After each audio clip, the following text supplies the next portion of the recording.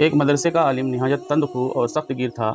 وہ پھول سے نازک بچوں کو بات بات پر پیٹتا، کسی کے نرم گال پر تماچے مارتا اور کسی کی شفاف پنڈلی کو شکنجے میں کستا۔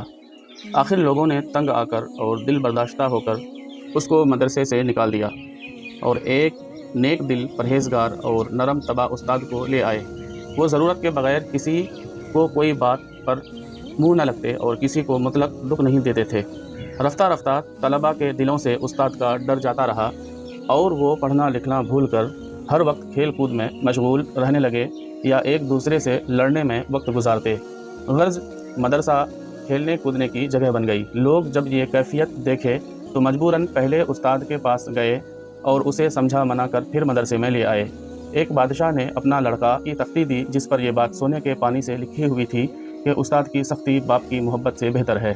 نصیحت: استاد کی سختی میں نصیحت ہوتی ہے۔